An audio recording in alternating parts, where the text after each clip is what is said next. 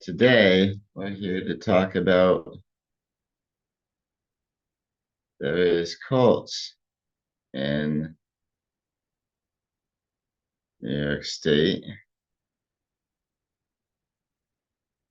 And so I'm going to leave my attention mostly to some cults who were in from the late 20th century and into the, oh, good. Now I can see the chat and everything.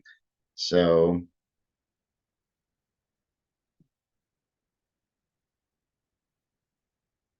so yeah. Let's just keep going with that. I seem to have a little bit of a delay between uh what I'm seeing on there and what I'm doing now. But anyway, I'm trying to make this work. So anyway, today is all about we're talking about some cults that have been in New York State.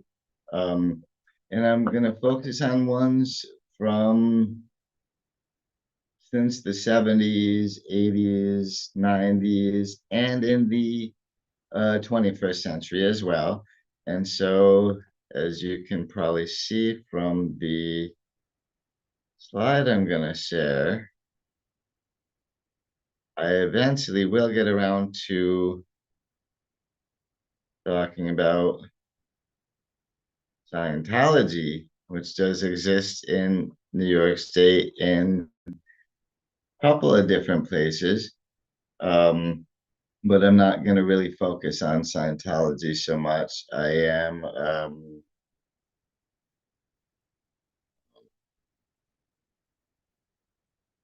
anyway, I am going to bring that in a little later and call Scientology a cult because I find a lot of things about them very cultish. And one thing before we start talking about all the other cults in New York State, and one thing I want to mention is that cult is not really something that often courts or governments label groups at. Is more academics and the media and advocates and all that who end up putting the cult blame on them. And like I mentioned, Scientology is one of the cults I'm going to talk about. And they technically, according to the IRS and everything, are a religion. And so that's how they're defined. But we have many other places that are called extremist cults or high pressure groups. There's a lot of different things that we can call them, but cultish behavior ends up often having a lot of similarities. Like, for instance, when you've got child abuse going on, forced labor, and also this group is sucking out all your money and isolating you from the rest of your people that you know and all that. And so a lot of that brings up human trafficking and all these things. So there's a lot of things, reasons why we'll get into Scientology being a cult. But let's talk about ones that are, um, yeah, possibly a little lesser known if you're not from the area.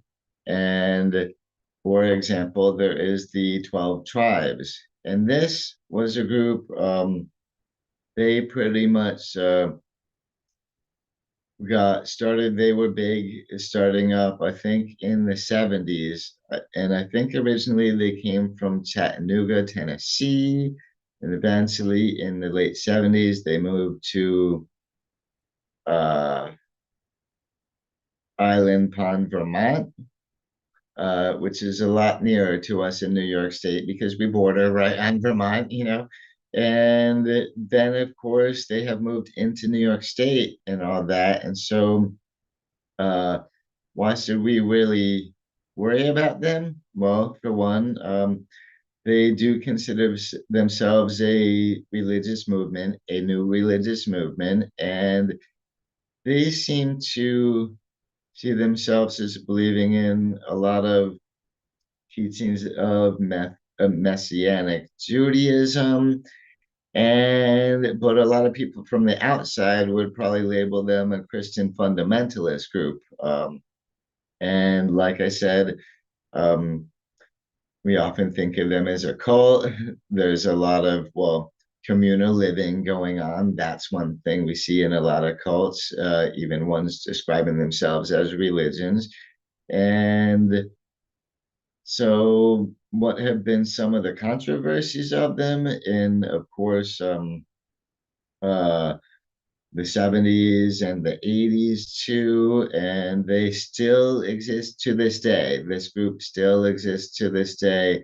Like you can see the two pictures there for the Yellow Deli, which is a restaurant, and one of these pictures is from Coxsackie, New York. I think the other one is from Oneonta, New York. So this still in existence today, and that's how this group raises money, and it's how they interact with the public, pretty much.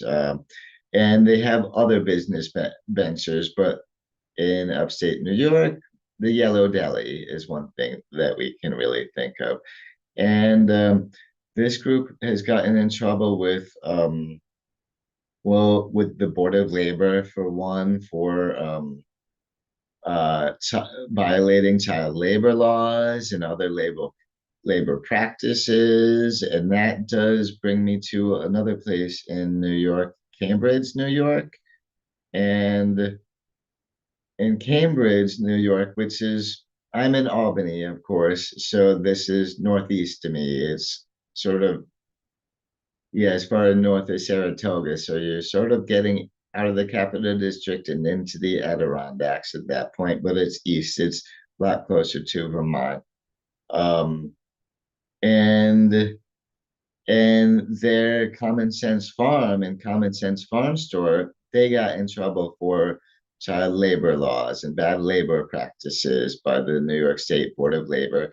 And they've also been accused of other kinds of child abuse and keeping even sexual abuse of children, keeping that a secret, keeping it quiet and all that. So a lot of those things scream cult to me as well. And yeah, basically, well, you can see the hippie bus. It started by a bunch of hippies and all that. And yeah, so they do have, they're all kind of known in the past for child abuse, like physical abuse of children and sexual abuse of children and labor laws. And they've gotten in some trouble with custodial interference, for custodial interference about those kids and everything. So that's all very, yeah, very upsetting. But in addition to all that, the upsetting part to me is that they're still around, is that they're not as big into all the scandals anymore, but they're still certainly around. So they make me worry a lot about, will they get bigger again, and they gonna abuse anybody anymore, especially a little afraid for the children. So I worry quite a bit about them. Now, well, other groups you might know, much more recent news about a cult in New York, and this was very local for me in Albany. This you might have heard of, the sex cult, Nexium, right? And a lot of people have called them a sex cult, of course. So I'm not the first. And they didn't really start out as, they were not, a lot of cults start out as labeling themselves a religion or a spiritualist movement or something like that.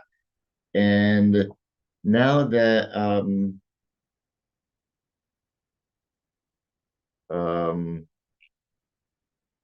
now that uh well,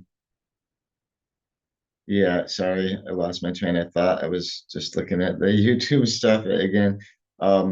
So Nexium, now we know of them as a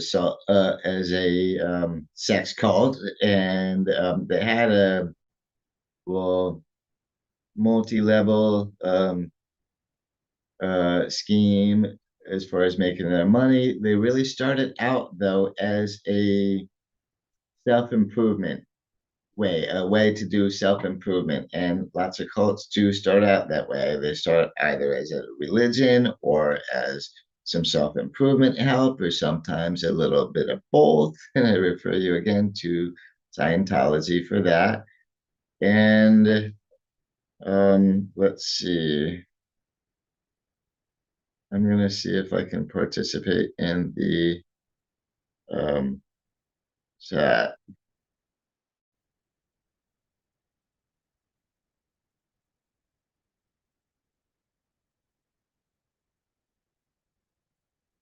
Um, anyway, so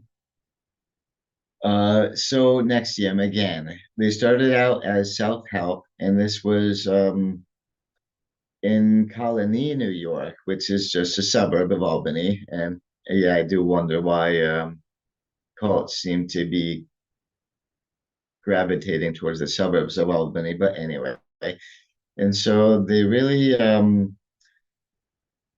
this was really well known and as eventually a sex cult when that came out, but started out with well, a much better public image. Uh, I'm not gonna read. Just got a text message from somebody. I'm not. Um, oh my God.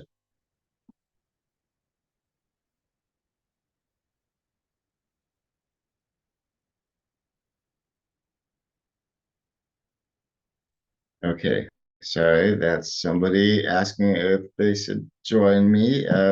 Anyway, so they started out as something really good, and they did keep recruiting more and more people into it. For instance, Nexium had a place in I think in Canada, in Vancouver. I think that's where they got that the one woman, Allison Mack, I think, who was a co-star from Smallville and all that. And she ended up being a recruiter for them. Um, and so, yeah, um, I would worry about her because she might be coming in, dragging you into a cult. But I think that's where they went to get her involved anyway. And anyway, this the guy who started it, um,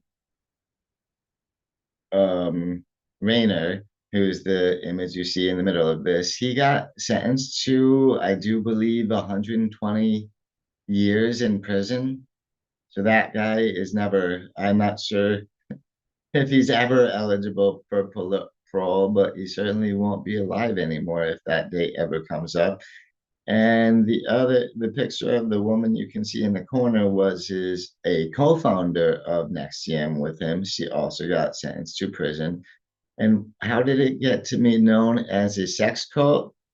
This is because of there was a secret group, a secret little society associated with Nexum, connected to Nexum, called this quasi Latin phrasing, and just abbreviated as DOS, Dominus Obsequium Sororium, which one of the former members of this actually pointed it out as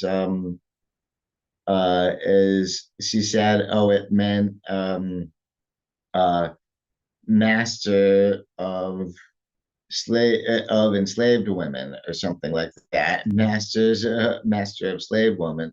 That was her take on it, and because he apparently um, the women in his close circle who well ended up being sexual partners as well, but women who get out of this group, they said he wanted women to all be super obedient, like hungry dogs and all that. It's all pretty scary.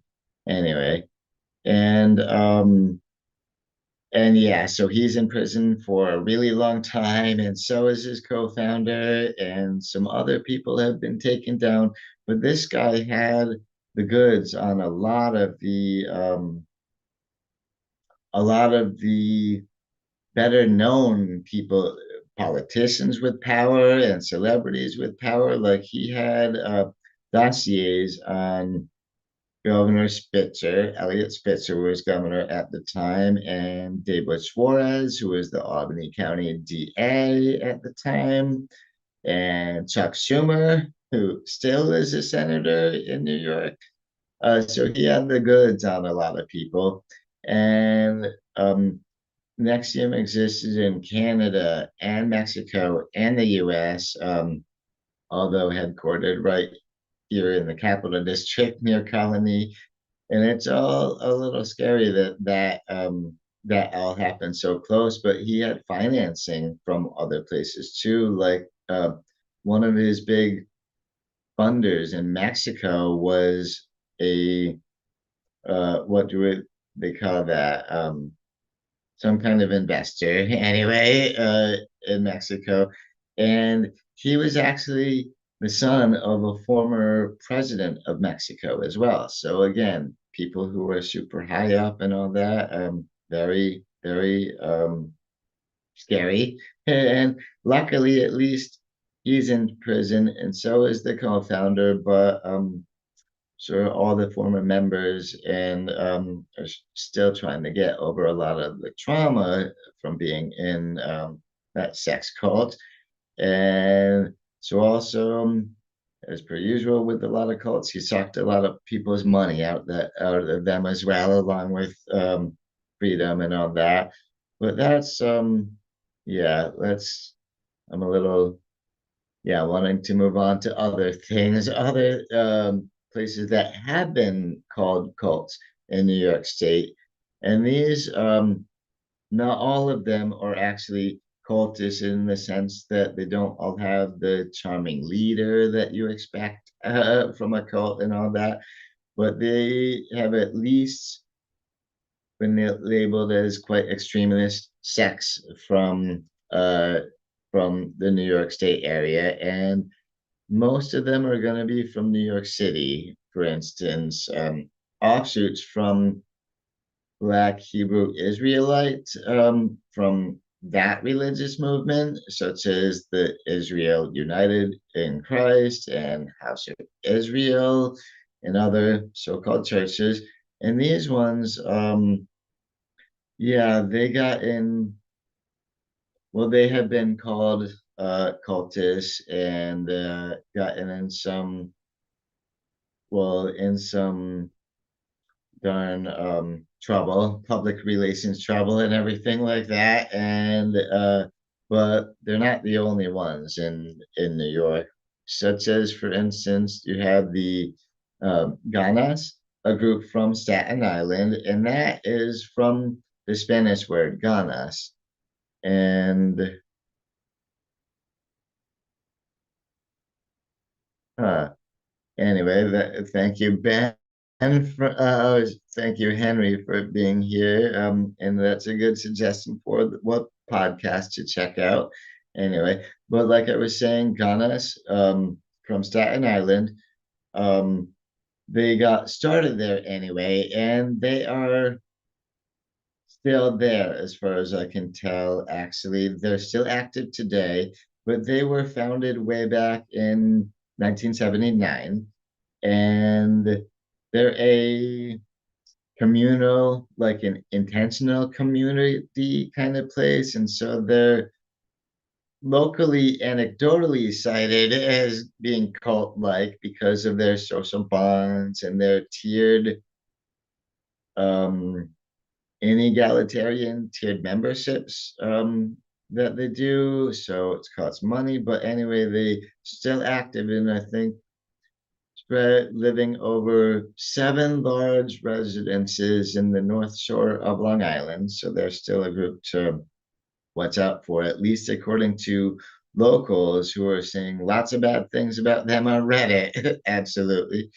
And so, in addition to, we had, now this is the second group from New York City.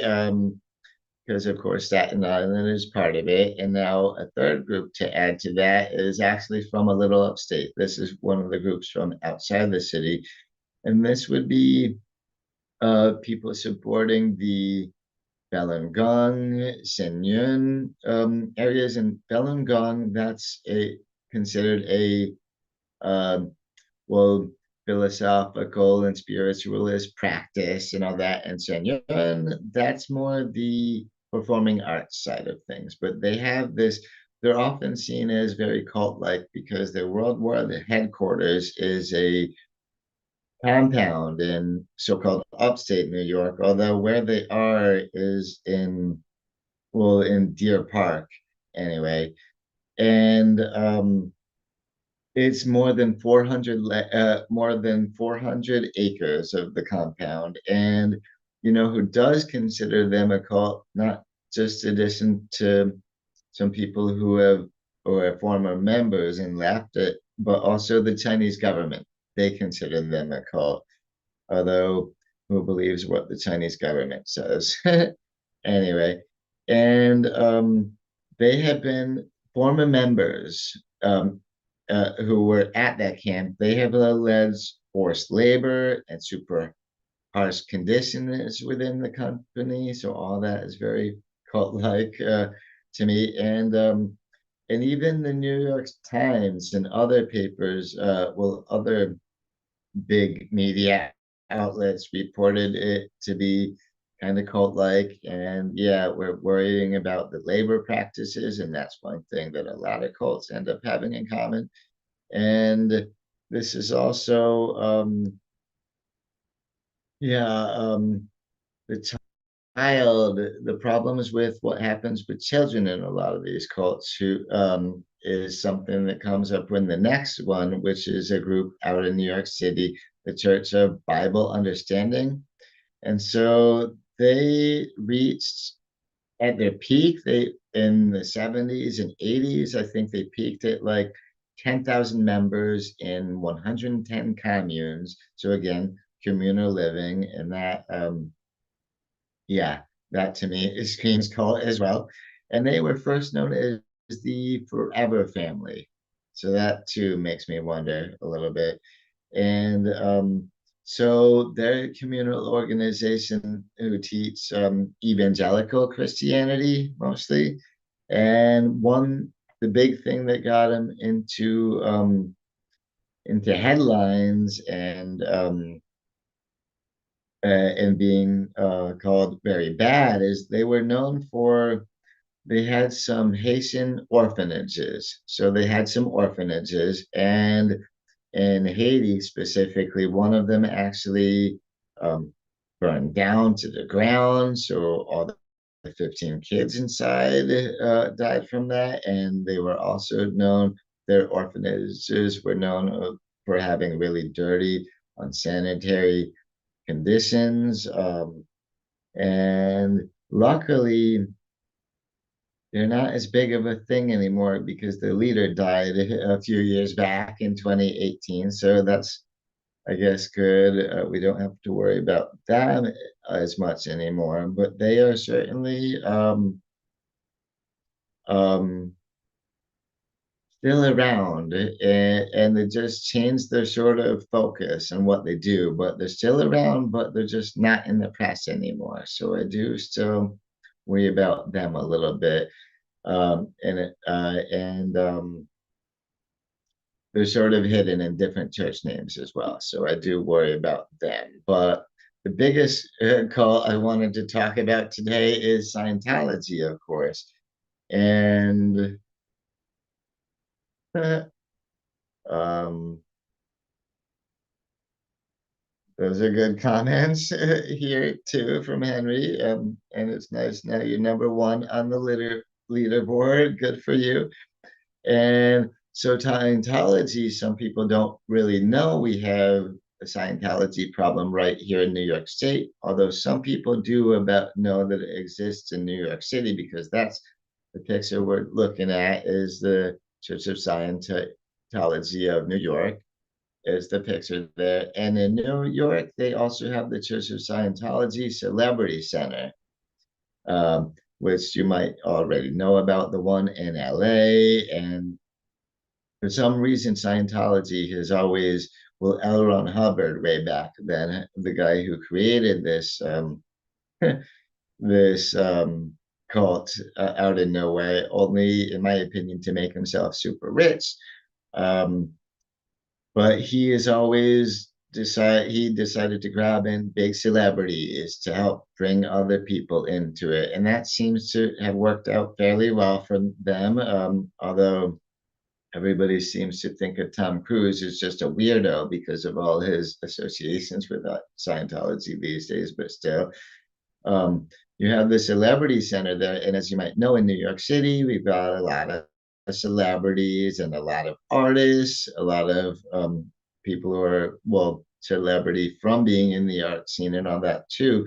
And so they cater to all of them in the celebrity center, whereas the Church of Scientology of New York, that is what Scientologists call an ideal org, which is what they want to get all their orgs to be. Org is just short for organization. That's what they call their churches anyway, the so-called churches.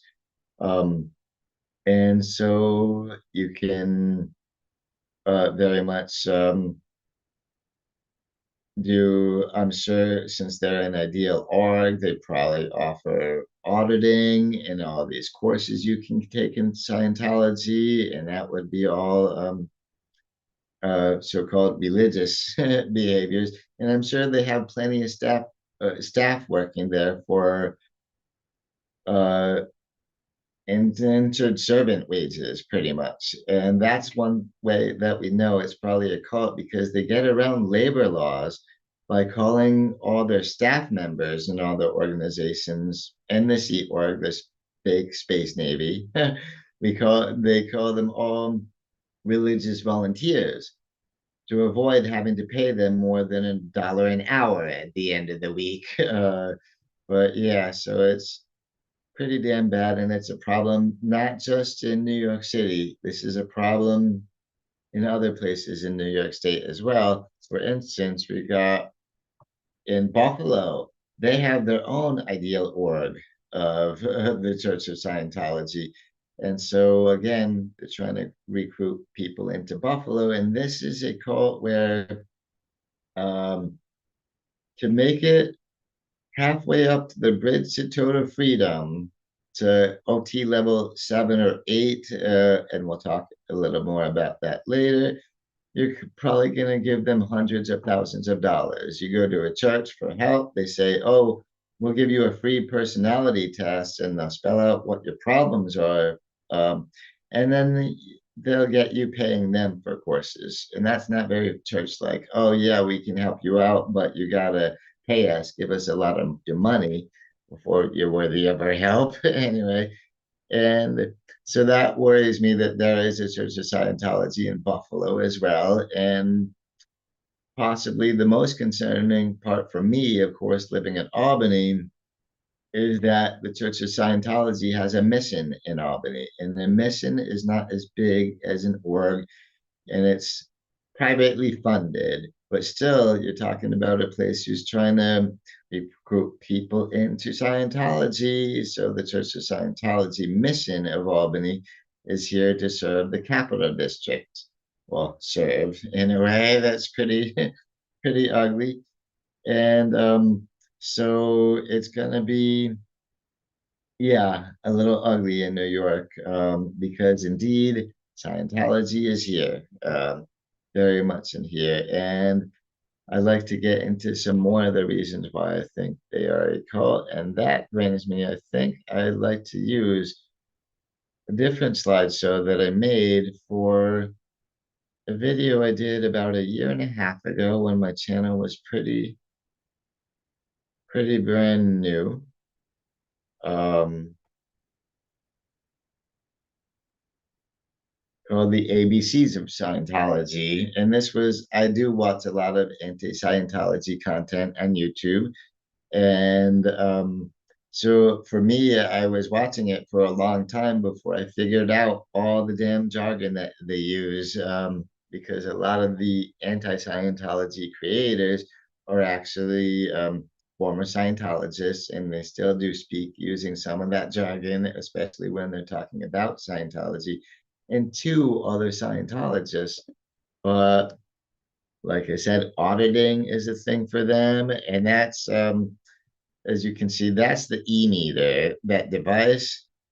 The guy who the auditor is using, that's the guy who's reading the device, and the guy with what they call cans, the two things in his hands, um, that's the guy being audited. And by the way, this is a religious service that you pay for and all this, but really it's layman's version of psychotherapy.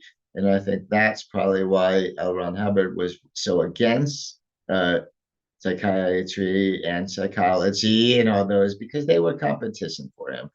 And they're especially against medicating anybody for psychological issues anyway.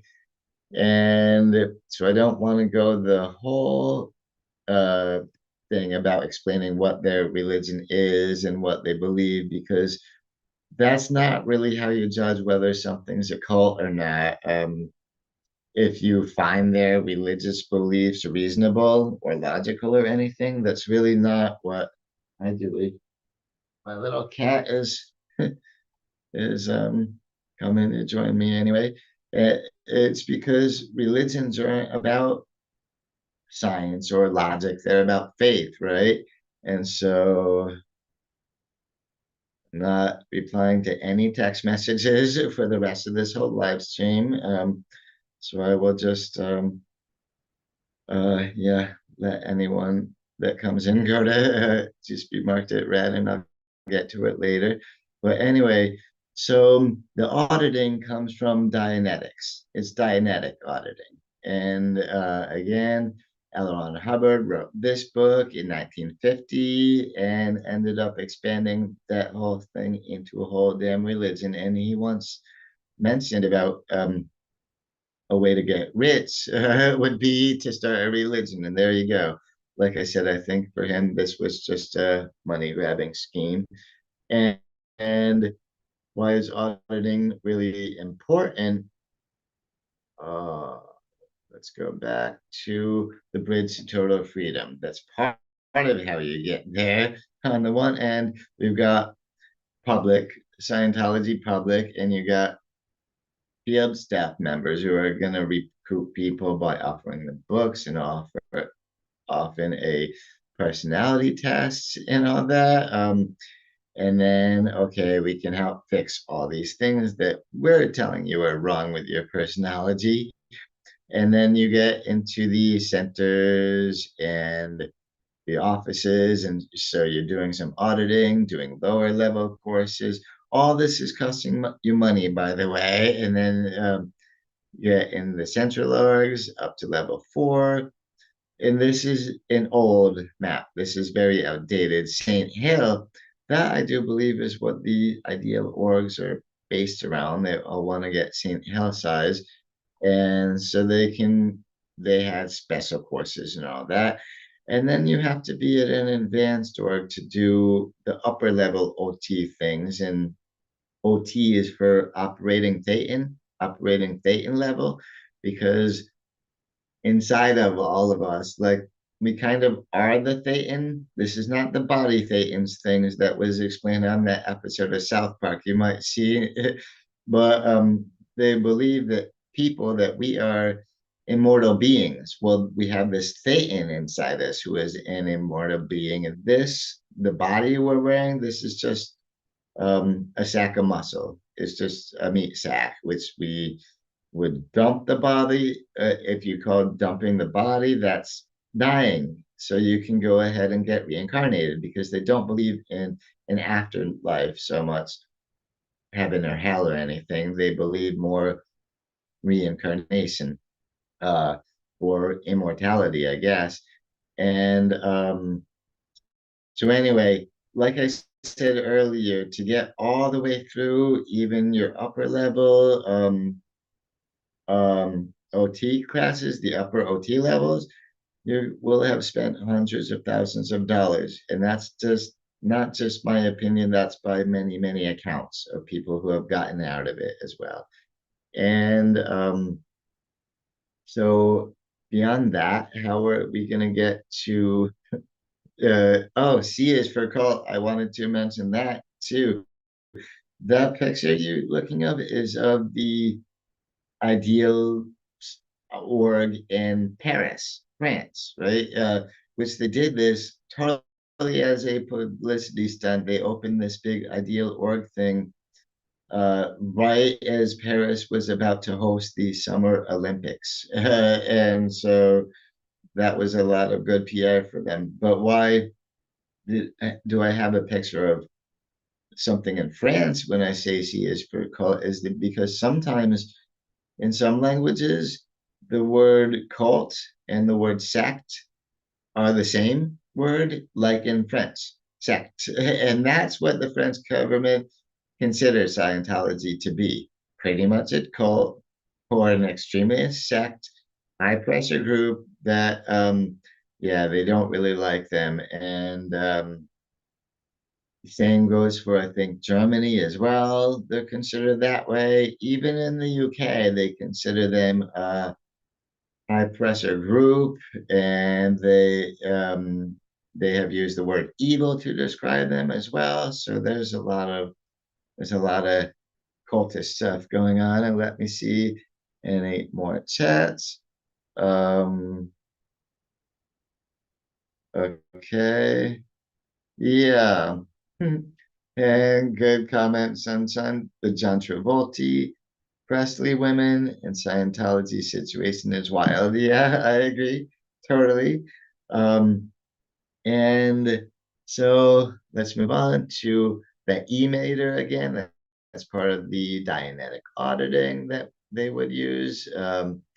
And F is for fair game. I wanted to bring this up. And by the way, I should have had D is for disconnection. And that's one of the things that makes them seem very cult-like too, not just for Dianetics, for disconnection, because in SP, this is what they call, well, it's short for suppressive person. If somebody leaves the Church of Scientology and then speaks out against that church, they are going to be declared an SP, a suppressive person. And that would mean anybody they know, their family and friends, everybody they know who is still in the Church of Scientology, which is basically everybody they know, because again, it's a cult, especially for ones who grew up in that church. They got to leave their whole entire life behind. They'll be disconnected from, and that sounds just nightmarish. Now, what gets even worse is the fair game policy. And by the way, this is a policy that L. Ron Hubbard wrote.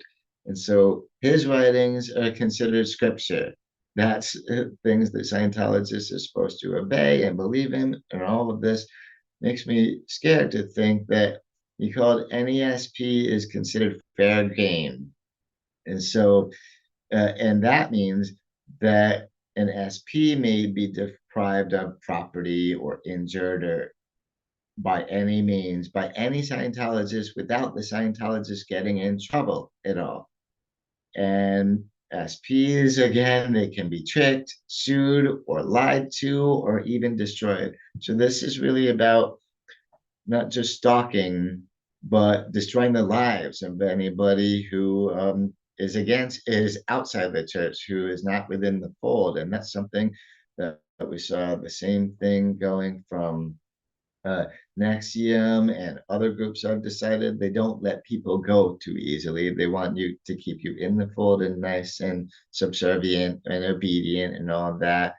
So yeah, I would say that given the disconnection policy, which Scientology would probably argue today that it's not really a policy they do. The same goes with fair gaming, but there's so much documentation of people having left it saying this has happened to them. Uh, anyway, and so again, I'm going to say I'm not replying to any text messages to my phone. So anybody watching this live stream, you should totally just put it in the comments there. I'll be watching those. I'm not answering any text messages until I'm done with this. So sorry, I won't mention that anymore. Um, and so, speaking of some people who have grown up in Scientology and gotten out of it, would be the three people whose pictures you see here. And they all have YouTube channels, which I'll do a lot of protesting against Scientology and speaking out against it. And the biggest one is Aaron Smith Levin's channel, Growing Up in Scientology. He has over 250,000 subscribers, and he would be his channel would be one of the biggest voices against Scientology on YouTube. And right in the corner between of the two women, you see there, the one directly below me. Her name is Natalie Webster, and her channel is called Life After a Cult. It used to be called Scientology Life After a Cult. She was in Scientology for, I think, 35 years, and it took her a couple years to get out of Scientology with three generations of her family all together. So good for her. And she yeah, has spoken to some terrible things happening to her while she was in Scientology. And all three of these people have spoken a bit about the child labor that goes on in Scientology. Imagine imagine you're 7, 8, 9 years old, or 10, 11, 12 years old, and you're signing a billion-year contract for the cadet org so that you can be free labor for Scientologists. Anyway, that's scary. And so uh, the other woman in there, the blonde one there, is Jenna Miscavige. She just happens to be the niece of the leader of the Church of Scientology. And she also talks about growing up, and she left Scientology when she was in her early 20s. Like, she became an adult and got out of there. And she also talks about labor she had to do as a kid, like as a child, without even decent protective masks or anything, having to demolish these big panels of asbestos and other stuff like that. Sounds very scary. Again, child labor is a common theme in cults and common theme, common experience in Scientology. Um, so, um, anyway, um, oh, good point. Sunshine poor Nicole Kidman. um, yeah, too. She, in a way, was a victim of Scientology and of, well, her ex-husband, Tom Cruise. But anyway, so some of the most compelling voices I find against the cult of Scientology online are people who grew up in it, lived in it, got out, and now from the outside and look back and see what a damn cult it was. And for a lot of the reasons, like I said, child labor is a problem. And also, I also mentioned how they get around labor laws by considering everybody religious volunteers, so they don't even have to give them a minimum wage or anything like that. And so they also do have a history of trafficking people, not just between different states in the US, but between different countries. And even some of the worst cases, there were people who reported they had their passports taken away by Scientology. Uh, so you're trafficked to a place to be labor for somewhere, and they take away your passport and everything. Oh, sounds pretty cultish to me.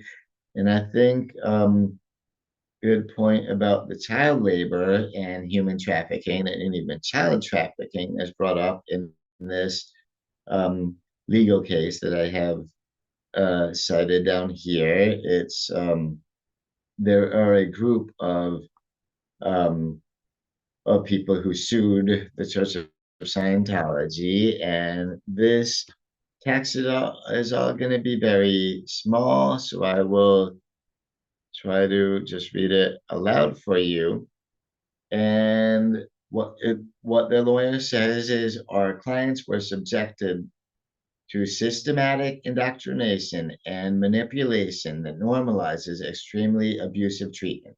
Throughout their formative years and into adulthood, they were forced to perform labor under unimaginable conditions. Their lives have been forever altered by this mistreatment. So I think that was a good statement from the lawyers.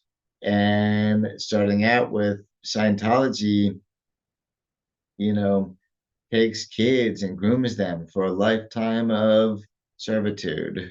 And anyway, so that's one of the defendants, Valeska Paris, and the Free Winds cruise ship, which is where she said she had to do a lot of this labor, and David Miscavige, the leader of the Church of Scientology. Just pointing that out there.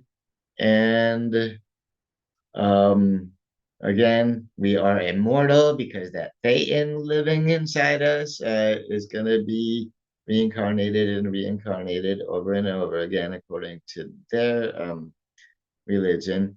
And I think J is for justice. This is a good one to point out what a terrible institution this is because um,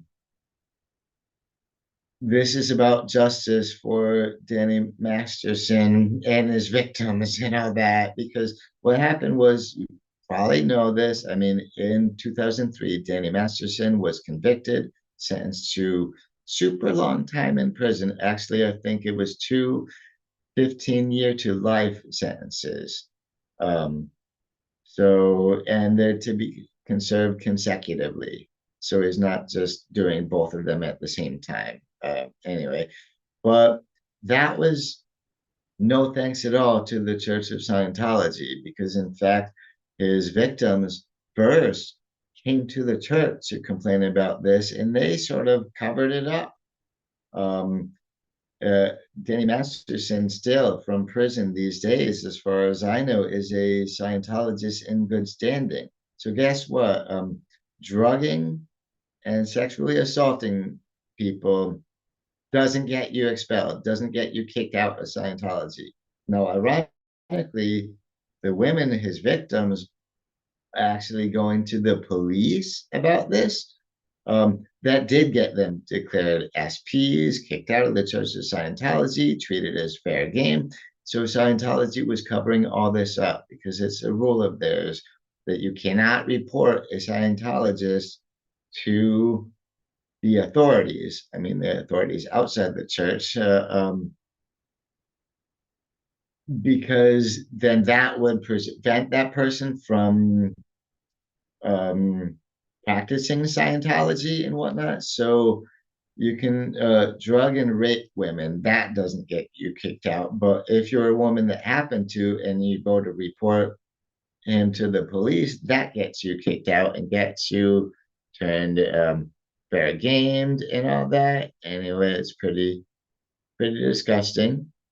And one woman who supported him through the whole thing was Francoise Castor, um, owner of La Poubelle, which sounds nice, sounds like a super fancy French restaurant, right? But if you speak French, you know, La Poubelle, that means a trash can. So, dive bar, anyway. But she got in trouble because she was supporting him through all this. And worse yet, her restaurant, La Poubelle, is right across from, it's right near the Celebrity Center in LA. I think it's North Hollywood, maybe.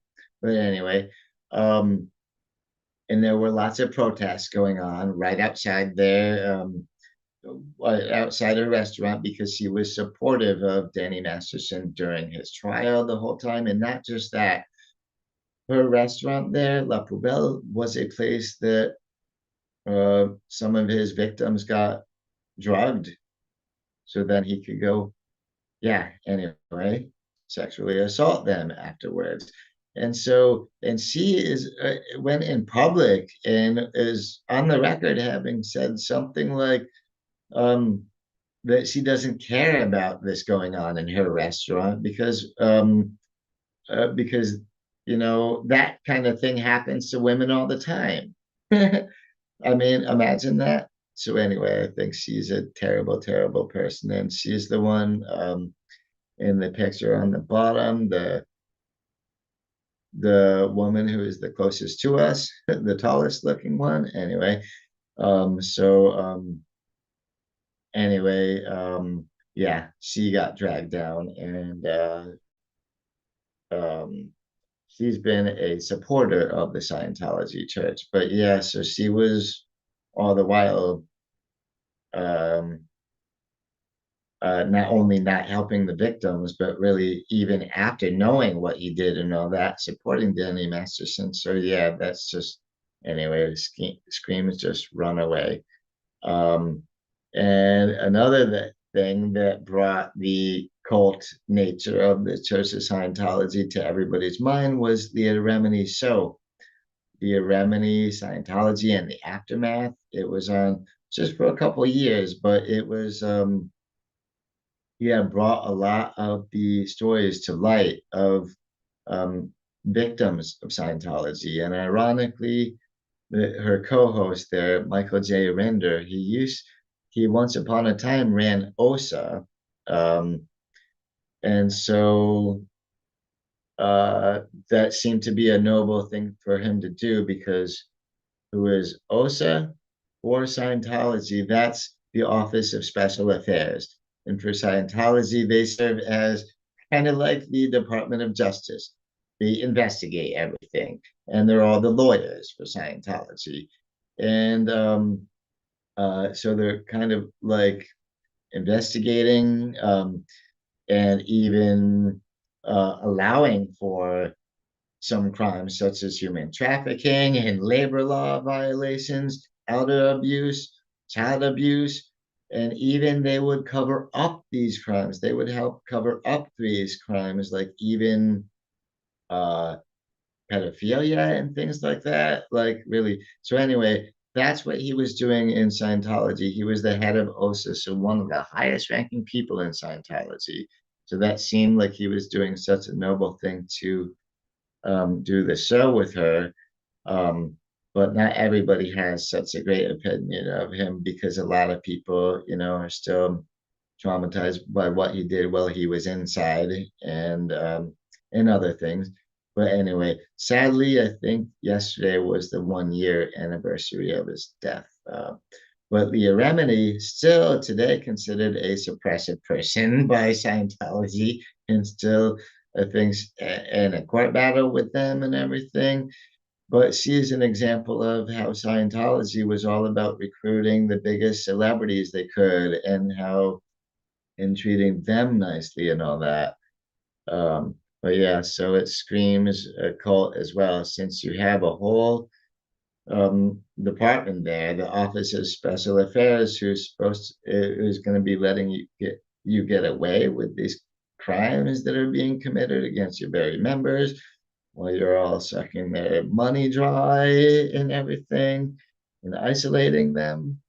Anyway, it's that, and I think I got into most of the good points that touch on how Scientology is cult-like, but again, some of the abbreviations below will help. SP again, suppressive person.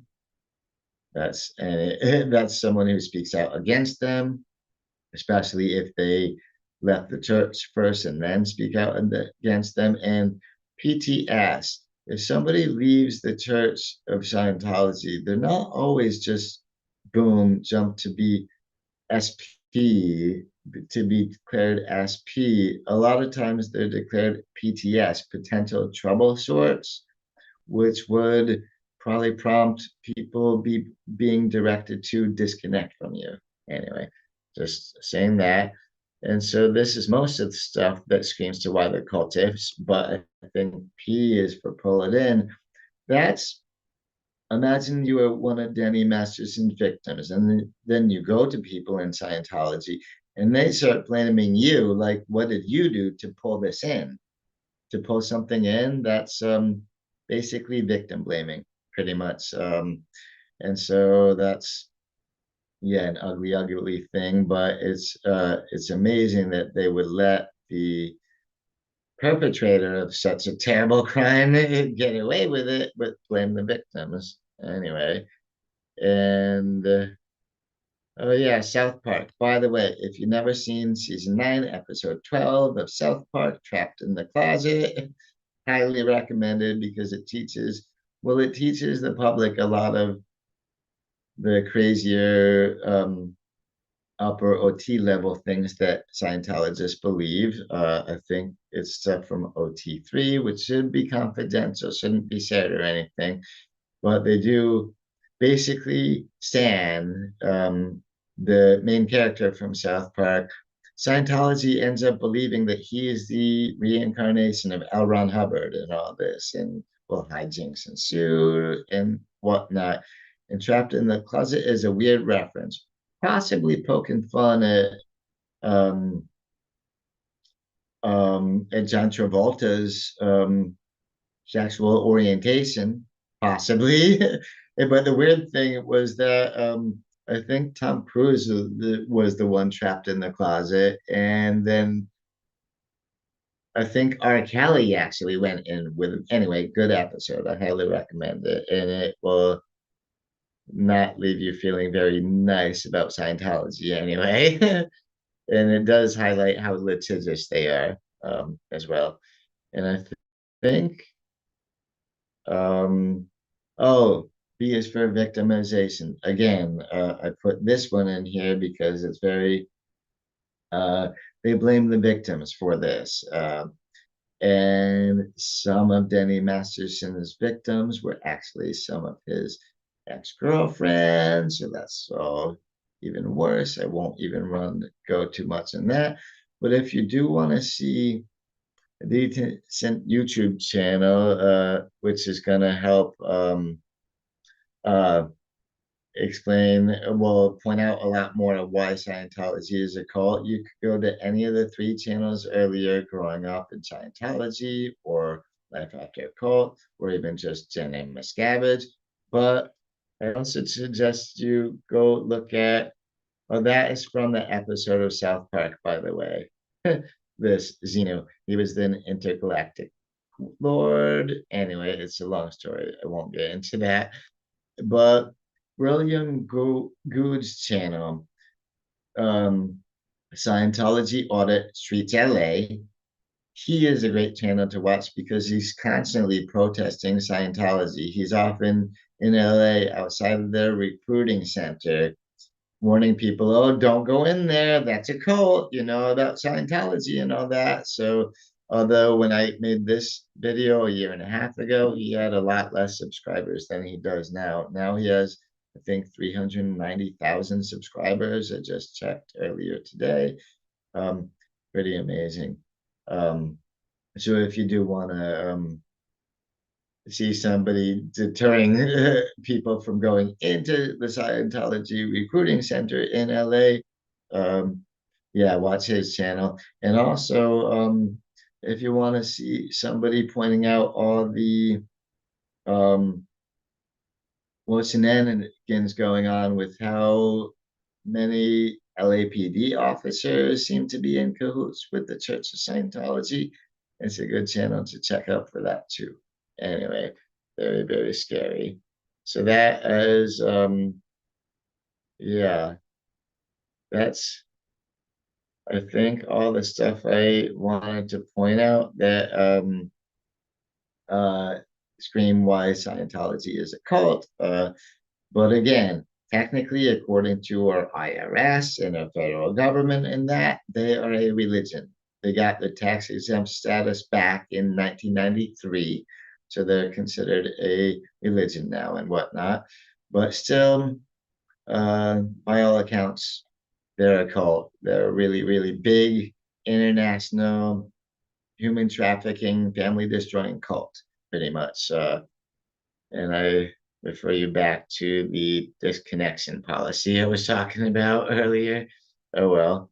So yeah, I do think I covered all the points that I did want to cover for tonight.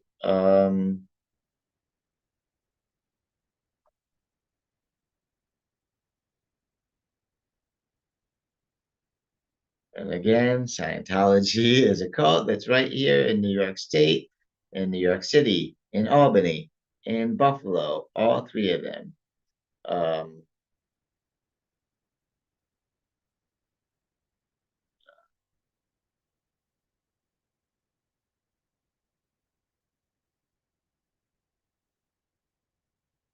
and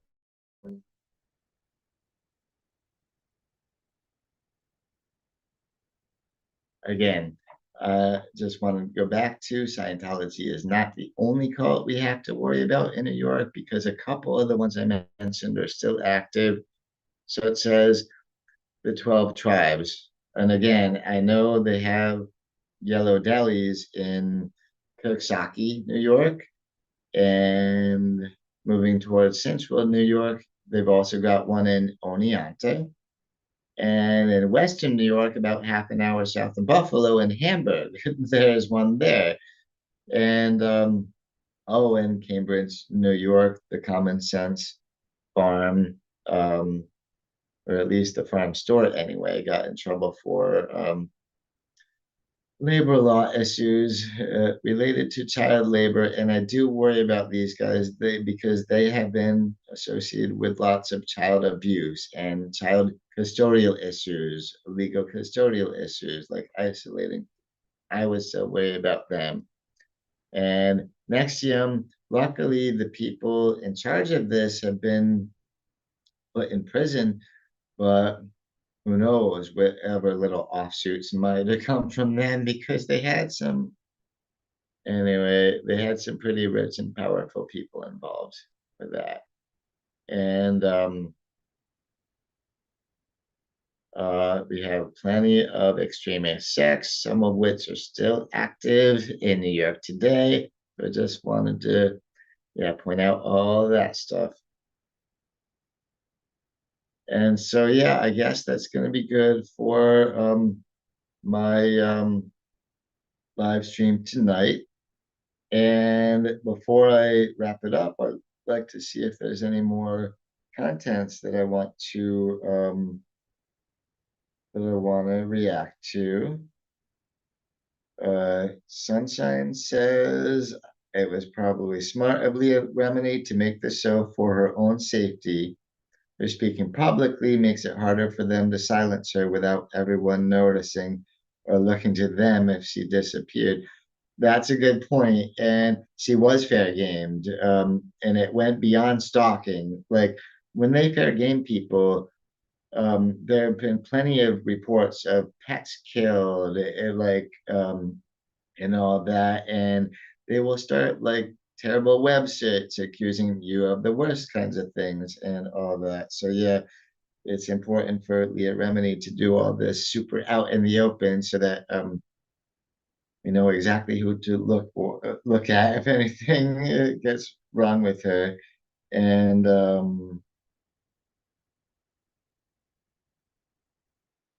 uh, yeah, and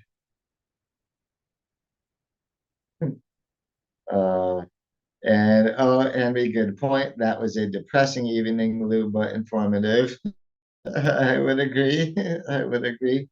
And uh, um, yeah, all very good comments in there. Thank you for everybody who did participate and whatnot.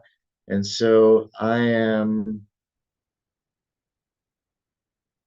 gonna go ahead and wrap this up. And thank you everybody for being here. We've been at it for almost an hour now. So thank you very much for being here.